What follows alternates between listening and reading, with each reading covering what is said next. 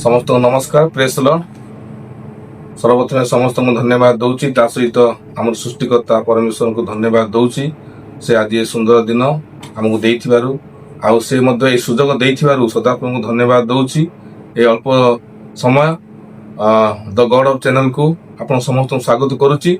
आसंतु आजिर ध्यान निमंते अल्प समय ध्यान निमंते आम प्रभु को वाक्य मध्य को जीवा किछि विषय चिंता करिबा। आजिर टॉपिक होची विश्वास। मु गोटे पद आपण निमंते पढ़ुची बाइबल रु एब्री 11 पर्व एक पद। एटा एपर लिखा जाए विश्वास प्रत्याशित विषयर मूलभूमि और अदृश्य विषयर निश्चित ज्ञान। आई जगत रे लोक माने विश्वास कहले विभिन्न विषय भावंती। लोकान कहती आउ लोकाना विभिन्न विषय आजकल विश्वास करती। जड़े आउ जन उपर विश्वास करे से मध्य तापरे आउ जन उपर विश्वास करे। तो विश्वास रे आमे जगत रे बंचु। लोकाना मध्य विश्वास रे जगत रे आज बंचिके एपंत आछंती। आउ विश्वास रे न बंचले मनुष्य हिसाब रे आम पई विश्वास गोटे अति आवश्यक विषय। जदि विश्वास नथिबो आमे केई का ऊपर भरोसा करि परिबा नै। केई का ऊपर माने केई का को आमे निर्भर करि परिबा नै। तो विश्वास गोटे एप्रक विषय। आ विश्वास बळे जगत कतरा कहले विश्वास बळे जगत। जदि विश्वास नथिबो आमे किछु नो कि जगत किछु नो। तो जगत लोक माने विश्वास कहले भाबंती आउ गोटे विषय देखिले ही लोकंकर विश्वास हुए। आम कहे भाई एटा विश्वास कर से कहबो जे मु देखिनी केमिति विश्वास करिवि एमती गोटे संदेह आसे। तो लोक भाबंती गोटे विषय जहाँ देखा जाउची जो विषय आम देखी पारुची ताकू ही आमे विश्वास करिवु ताकू ही विश्वास बोली कुआ जाए। लिखा जाउची बाइबल लिखा जाउची एब्री 11 पर्व एक पदरे विश्वास प्रत्याशित विषयर मूलभूमि और अदृश्य विषयर निश्चित ज्ञान। विश्वास प्रत्याशित विषयर मूलभूमि माने विश्वास गोटे भूमि भलिया भूमि जो भूमि को प्रत्याशित विषय सृष्टि हुए। जेमती आम भूमि गोटे गछ सृष्टि हुए से विश्वास रु गोटे प्रत्याशित विषय माने जो विषय गोटे आशा करा जाए से विषयटा सृष्टि हुए ताकू कहा जाए विश्वास। तापर लिखा जाउची अदृश्य विषयर निश्चित ज्ञान। जो विषय हम देखिनु ता विषय निश्चित ज्ञान विश्वास। विश्वास ताकू कहा जीवो जो विषय हम देखिनु जो विषय हमको देखा जाउनी कि से विषय हमर ज्ञान अछि से विषय को आम ग्रहण करूचु ज्ञान हिसाब रे ताकू विश्वास बोली कहा जाए। उदाहरण स्वरूप पवन पवनटा बहुची पवन को हम देखिनु कि आम विश्वास करू पवन बहुची।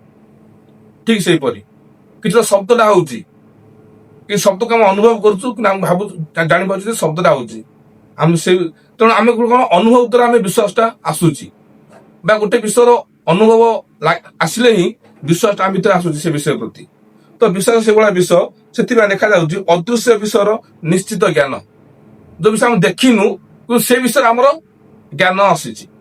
मु कहली उदाहरण सब पवन वायु वायु बहुची आम अनुभव करूचु कि आम देखी पारुनु कि आम ज्ञान कौन अच्छी ना पवन ही बहुची वायु ही यह हूँ वायुर काम। ठीक से परी आम ईश्वर को देखिनु कि ईश्वर अच्छा बोले आम विश्वास करूचु एरा हूँ विश्वास। कई के ईश्वर देखिनी आमर आखिर आम ईश्वर देखिनु कि आम विश्वास करें कौन ना ईश्वर अच्छा ताकू ही विश्वास बोली कहा जाए। जगत अनेक लोक अच्छा अनेक नास्तिक मान अच्छा से कहती ईश्वर नहांती आउ कई हुए तो को विषय को ईश्वर बोली कहती किंतु ताकू विश्वास बोली कह ना। अनेक नास्तिक मैंने कहते ईश्वर विश्वास करते ना से कहती ईश्वर किए आम जाणीनु ईश्वर बोली किए अच्छे आम जाणीनु बा ईश्वर नहांती आम ईश्वर को विश्वास करूनु एमती कहती।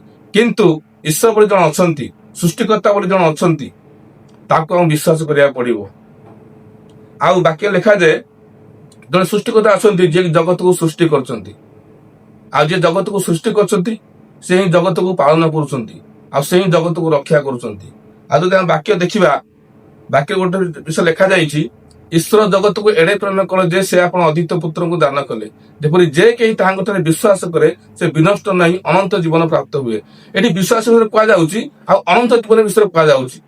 अनंत जीवन कथा कहले लोकाने विश्वास करंतिनी लोकांको से जीवन को हम देखिनु आम ए जीवन को देखीचु आम ए जीवन बंचीचु से जीवन विषय हम देखिनु से जीवन को हम जानिनु अनंत जीवन कौन किंतु आपर आउ जीवन अच्छी अनंत जीवन यहाँ हूँ क्षणस्थायी जीवन आउ हूँ अनंत जीवन यही जीवन पर आउ जीवन अच्छी आउ से जीवन जड़े मात्र दियंती से हूँ प्रभु जीशु ख्रीष्ट।